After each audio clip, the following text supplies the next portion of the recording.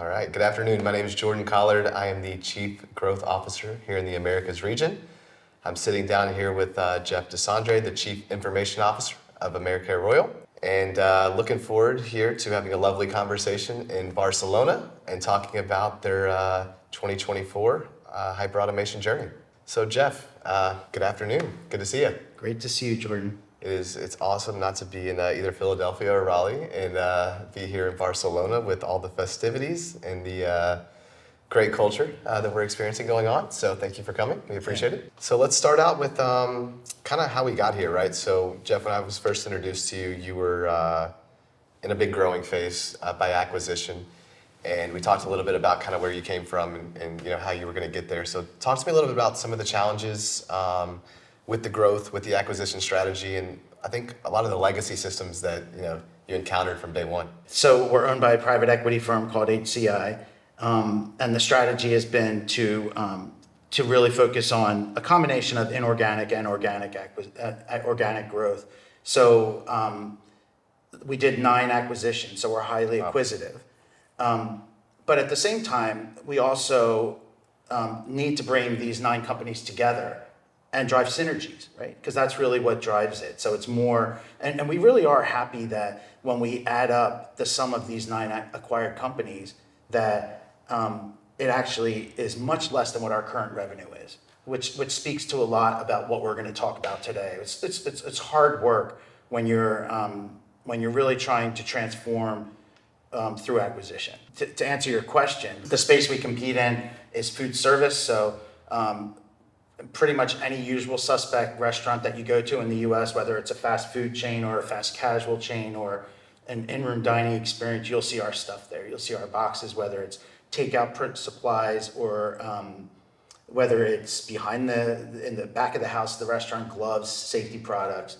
But all of those came through different companies that we acquired, but pulling it together into one product line is really what we're all about. Awesome. And not just to mention the growth that you guys have done through acquisition, but I did see on LinkedIn, because I was watching a fireworks show last night in Barcelona, which was like a big historic event to the La Mercè Festival, right?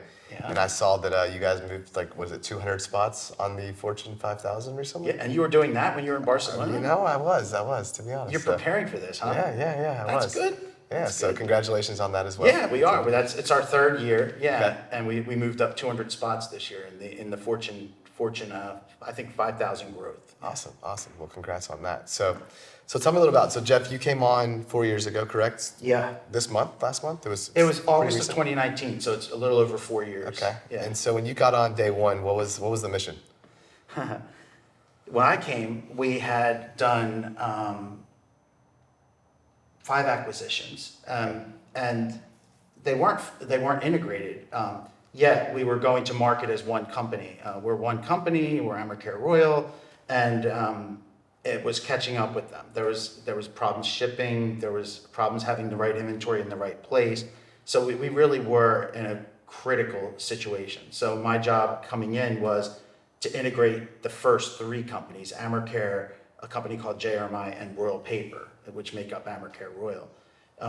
They weren't integrated. So that took 5 months. And really the first challenge, if you talk about challenge, was really understanding, what the processes were. A decision was made that we were going to use the Royal Paper systems and processes. But to really look at getting that to happen was the first challenge. The first challenge was master data. Our item master data was pretty good, pretty centralized, but customers and vendors was a free-for-all. So we had customers being created by every customer service rep. 20 to 30 people had access to this master data, which is a big problem.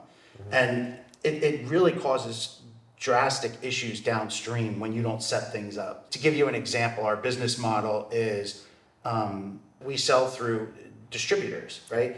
Because if you look at any restaurant in the United States, they don't want trucks coming just with our stuff on it. They want one truck that comes up that has their food, their packaging, everything in one truck. So there we're dealing with what we call the broadline distributors, the Cisco's, the US Foods of the world, right? We have different commercial relationships with our distributors depending on whether they sell it on the street or whether they're selling it on a national account that that we've negotiated with. So it's a highly complicated commercial business model that's tied back to rebates and what we call billbacks. Gotcha. And the way you set up a customer with the contracts, very important. And there's lots and lots of fields that drive all these calculations. And that was the first challenge. So we had to get that reined in and get that master data under control. The next thing we really had to do, which is where Celonis came into play, was we really had to understand the processes. Okay. Even though we made the decision that we were going to use the systems and the process of Royal Paper, we didn't even really know what that process was in some cases. And where we thought it was one thing, it really wasn't the process, right? We got that done, by the way, by February of 2020. So we got them all integrated, and then COVID hit. So we had just got done, and we were like, yes, we were ready to keep really going on our integration journey, and we went into COVID mode, and then we had all different kinds of problems. People buying in gloves, people making a run on gloves. We had to make sure that, we weren't selling gloves that were for our loyal customers to people that were just trying to do a quick spot buy. So we completely shifted our energy into COVID mode. I was going to ask you if you guys transitioned with the restaurants, kind of shutting down. Did you guys get into like a full-blown PPE production? Yeah. We were really well prepared for that too. We coming into the pandemic, we were very good on our gloves and our PPE position. So we had stock when many others didn't, which was a differentiator for us. And so where we declined in in-room dining supplies, we increased in takeout and in PPE. So it sounded like early on mission, you get brought on. You got 5 acquisitions or 4 acquisitions that have happened when you start. There was a decision to standardize on the platform of Royal Paper. Your challenge was kind of master data management to begin with and getting that all, standardized, if you will. And then the first technology that you brought to the table, I'll say in our hyper automation ecosystem, right, was Celonis, and that was really around understanding business process, right? I mean, that's really what it started out to be. And then I know, because I've worked alongside you. I know you've used it a lot different, in a lot different ways. So maybe explain a little bit, kind of the initial thought of Celonis and the applicability around business process, and then kind of COVID hitting, and then kind of where Celonis is today, because there's definitely 2 angles there in terms of how the software is being used. Yeah, we brought Celonis in after we did the initial integration, because what we found was, like I said earlier, we thought that the process was one way, and when we looked at it, it was a very different way.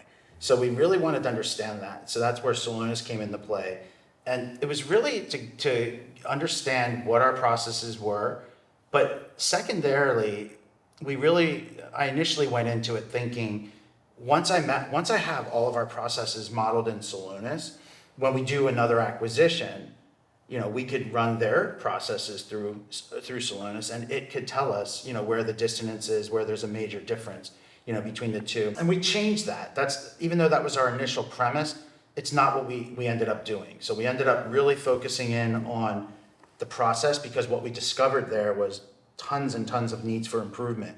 But more importantly, a byproduct of it was the operational dashboards, because we had to model all the data. Yep. And it was wonderful as we did that, to be able to have the business units be able in real time, for certain things, their key operations that they need to run their data, have that all in one screen, which is what we got as a byproduct of it.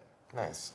And so, Jeff, the initial thought of running Celonis with the new acquired business, that was the initial thought. Can you kind of explain again why you transitioned from that? Sorry, I just wanted to catch that one more time. Yeah, we're limited. We're limited to the amount of free cash flow that we have, plus our revolver, our line of credit, right? Because so we generally target acquisitions that we can either pay with our free cash flow, or that's within our revolver, right? So like non-dilution, basically. Exactly. So it's not like we're going to say, oh, that $500 million company would be great. Yeah. And then the question comes, well, how are we going to pay for that, right? So our acquisitions tend to be in the 50 million to 150 million-ish range. And what I found when we got into them is that many of them don't use the usual suspects ERP systems. Many of them are not using Oracle or SAP or even Infor.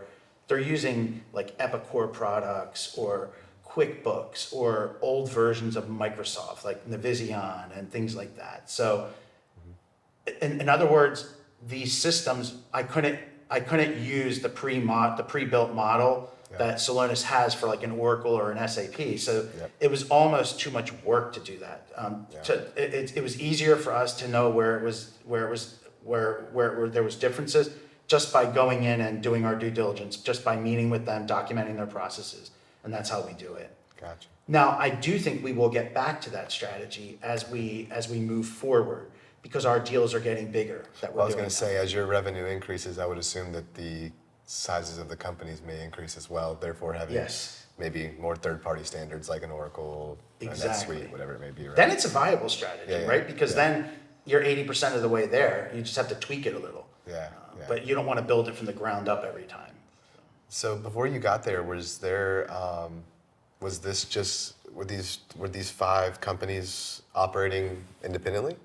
We went to market as AmerCareRoyal. Okay. But when you looked under the hood, yes, they operated independently. Okay. And some of them still are on their own system. We have 2 that we're working on right now that were on their own system.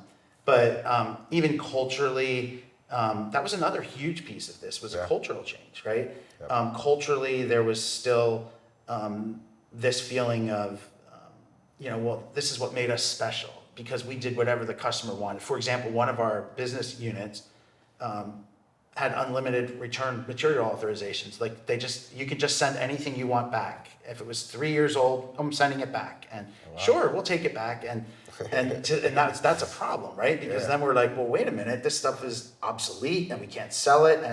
But that was their strategy, and their customers demanded that. And that was a change, right? So the key is not to lose what makes the company special, because you buy them for a reason, right? And we want to retain what makes them awesome and what makes them special, but also synergize and follow standards where it makes sense and where it can actually make us more productive and more profitable.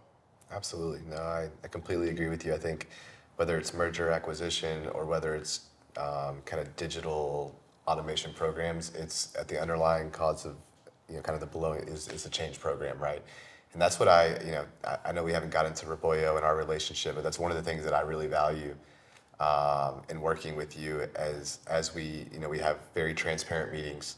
There's a organizational structure that's set from our side, and it's integrated, right? Like we at Roboyo have positions on the org chart with ACR, and we really know understand people's roles and responsibilities, which makes it an integrated team. And again, there's no this is the vendor, this is the client, this is the partner. It's one team working towards one goal, which I love. It's evident to us, and that immediately when we started really getting in with Celonis, and we knew I was all in on Celonis.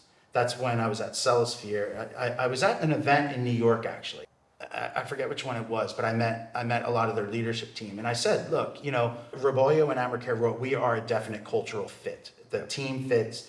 We work together as one unit. The employees from Roboyo that are part of our extended team challenge, they push back, which is what we want, right? I did not want to go with, and I'm not talking low about any company. I didn't want to go with one of the big 4 consulting firms, or I didn't want to be a number to some bigger company. And I felt like Roboyo had the scale.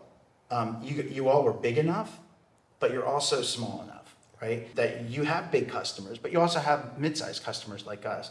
And you're set up in such a way that you can give them both the level of service that they need. Which sometimes you don't get, I think, when you go with a much bigger, larger consulting partner. So Jeff, we were talking a little bit about kind of how we fit into this world, Roboyo, right? With kind of the business understanding, the scalability, and the specialization. Tell me a little bit about, I think one of the things that also differentiates us is our ability to deliver in nearshore operations, both in Guadalajara, Spain, to support the U.S., kind of the time zone, the skill set. What have you liked about that, and was that a deciding factor in the way that you engaged with us? Yeah, that was intriguing to me when I learned of that facility in Mexico City, I would say we have a lot of experience with India. We have a tremendous partner, a strategic partner like Roboyo, on our development side, which is India, mostly Pune. When I first met with you all and I met with you, I wanted to really understand what we could do on a nearshore because it's something we haven't done yet. And when I heard that you had that, I was intrigued and I thought it was a great opportunity for us to dabble into that. I can tell you it has been amazing. The quality of people in that facility are outstanding. I think that a lot of them, we look at them through the lens of Salonis, but you all are helping us with our selection process for our RPA tool, our BPM tool. I'm sure that we'll utilize some of those resources on whatever product we choose. But even though many of them may have been UiPath or whatever, the quality of the individual, they really do transition nicely into Salonis and they become experts pretty quickly. Our lead in Mexico City is amazing. She is an extension of our team. And You have to give Rebecca a shout out. Yeah, all right. We have to say her name, Rebecca. I just don't want someone else to take her. So, but anyway, she's amazing. Her name is Rebecca. I think it's Marta Molas, and she's just an amazing resource. And we now have Nico. We have several others that we're in process with, and it's been great. And I feel like, ironically, the bulk of our, I would say, analysis of our process analysis is being done in Mexico City, whereas we're still using India and our own team and Germany for some of the heavy hardcore data modeling. So I think that it really has served its purpose, and the quality that you guys are also able to deliver us out of Germany is outstanding as well. I should say that with Patricia. I mean, fantastic. Awesome. But we are hoping to build some of that skill set out in Mexico City, and we'll be happy to do that with you all when you guys are ready. But right now, as far as the process goes, outstanding. Awesome. Well, personally, that makes my hair stand on the back of my neck, gives me chills. I remember literally flying to Guadalajara, opening that office with 3 people, going to the American Chamber of Commerce, and they were like, "What are you doing here?" And I was like, I'm gonna be the largest employer in the city one day. And they're like, "With what?" I'm like, "Robots." And they're like, talking about physical robots. I'm like, no, it's a whole nother thing. Let me sit down, let me explain. So it's amazing to see. That was 2019. Is it Mexico City or Guadalajara? All right, I think Rebecca lives in Mexico. Yeah, I think she lives in Mexico City, but our office is in Guadalajara. And so that was April 2019. So fast forward to September 2023, we've got over 100 people down there. Yeah. A lot of talent, work with a lot of different universities. And that's the cool thing too, is we're building up a lot of talent in Mexico as well. So not just going from one company to another and people kind of hopping and jumping, but also building our internal talent with internships and things like that. So it's celebrate. It's really cool, man. I maybe AEA in Guadalajara in 2024. That would be interesting, right? To call out that office. That would be awesome. So no, I appreciate the kind words, and Rebecca, if you see this, Patricia and Nico and the rest of the team, it's amazing stuff. So. Yeah. And Yulia too. Yulia, of course. As long as you started with the names. Yeah. I was gonna say. Now we have to. I know we're missing someone. Espana just joined the team recently, and all the future Roboyo ACR team. So I appreciate that, Jeff. That means a lot to myself personally and to the company Roboyo. So let's kind of switch gears. So going back to, we talked about your day one missions, right? The master data management process. You implemented Salonis. Started working with Roboyo. What are some of the outcomes, right? So now you're owned by a PE firm. You've grown. They're like, "Jeff, we brought you on 4 years ago. What have you done, right? Yeah. Tell me the results. What have you done for me lately?" Exactly. So what's the conversation like in that room? Actually, it's pretty good. Yeah. It's pretty good. And we just they just benchmarked us out of all their portfolio. We benchmarked really well, even from a cost perspective. Yes. So, and I do think it speaks to the partnerships that we've established, including this one. Awesome. What I would say is that we've had a lot of success. So I'll start with, we haven't done a lot of automation yet. We really haven't, right? Because we were really laser focused on making sure that we didn't need automation to fix some of our processes, right? Some of our processes were just not good, right? So we had to fix them. And other areas where we didn't have process, we had to establish it. So basically, there's 3 large body of work things that we have to do. And I think that, I think we talked about change earlier. Yep. I do think that these programs have been a big part of our success because they really do help the business wrap their brain around the bodies of work. Yeah. And we can give the updates. Everyone knows what the program is, which really helps. So we have 3. Unity is our project. All we do in Unity is integrate. That's our acquisition integration. Mm-hmm. Then we have Rubik, which started in 2020 when we had our new chief supply chain officer. And Rubik was a supply chain optimization project. And there we started with that project. The first thing we did was scanning in the warehouse. So think about that. Yeah. When I got here, I was like, okay, so we're a movement of goods. Our core competency is moving goods, and we're not good at that. I remember saying that to my boss. And I remember saying, that's our core competency, and we're not good at it. So I can honestly say we're good at that. Like we use scanning. We're now moving to really advanced concepts like directed put away, where we have WMS in every warehouse, right? So that's done. And then we put in a new planning tool. We put in a new transportation system. So we were fixing all these processes, right, that had to be fixed from a supply chain. And then the big piece, I mentioned it a little earlier when I talked about our commercial business model, is our way we process rebates and billbacks, right? Very, very, very disjointed process where we were actually processing the same claim in 2 different systems, which is not good, right? Because there was no dependency. So if you were only supposed to take a credit for this and not that, the system would allow you to do both, right? So now we have that in one system. So that's a lot of heavy lifting. So these programs progressively elaborate, and where Celonis comes in is it really helps us spell out the value. So if you look at our transportation system, right, we knew, we had our dashboards built. We knew what our cost was. Mm-hmm. We knew what our cost per case was. It's through looking at it day in and day out and understanding the data through Celonis that we make it better and better and better and better. And I'm not going to say the amount, but the percentage is, our percentage decrease it's almost 50%. That's a huge savings, and it goes directly to our bottom line. It's amazing. So let me ask you this.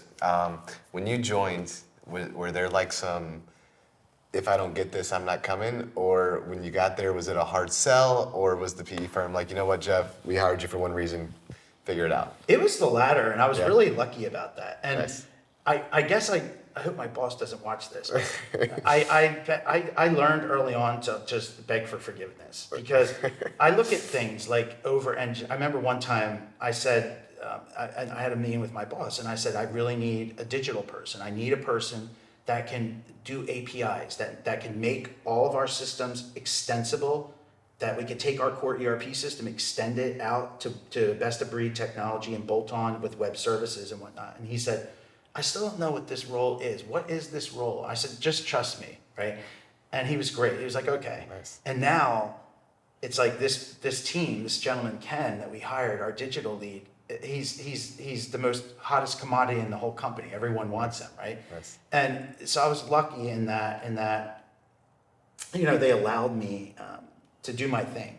And that really is a huge thing about transformation, because some companies say they want to transform, but to transform, you can't be status quo. Like, you can't run every single decision through an autocratic decision-making process, because you need scale when you're transforming. You need to build momentum, and you need to move at pace. So I feel like we really were our PE firm was very open, and so was my boss, our CEO, to that. And I think I really credit my boss for the success, because he allowed us to do our thing. That's amazing. That's an amazing thing to have when you have that buy-in. And if you're hiring people like yourself, to be honest, I'm a very logical and rational person. Like, if you're hiring someone at your level, and you don't trust them, then you're making the wrong decision. So like, let them run. That's why you're hiring them, right? Yeah. They know what to do. So Accountability is the key word, right? that's Hold core me value. accountable. Core value. Yeah, you hold me accountable. Yeah. But what the worst thing that you can have, and which is the enemy of transformation, is accountability without authority. Yeah. Right. Exactly. So, yeah. Exactly. Well, congrats on everything that you've accomplished. That's amazing, and Yeah. I think it's probably a really cool experience for you to be in that room with the PE firm because now they're looking at not only the savings you've brought, but as they bring on new companies, they probably have a better idea in terms of timeline it's going to take to get Yeah. integrated, how much they actually start seeing the dollar from the actual Yeah. purchase of the This- organization. It's So, actually funny for a lot of- FY23 budget. yeah. It was like I was so prepared. I went into it with every single number and kept justifying every single thing. And they're like, "What if we gave you more? Could you go faster?" Like they're just like ready to keep moving, right? Which is Nice. great. And it takes a while to get there. Oh, yeah. The results do help drive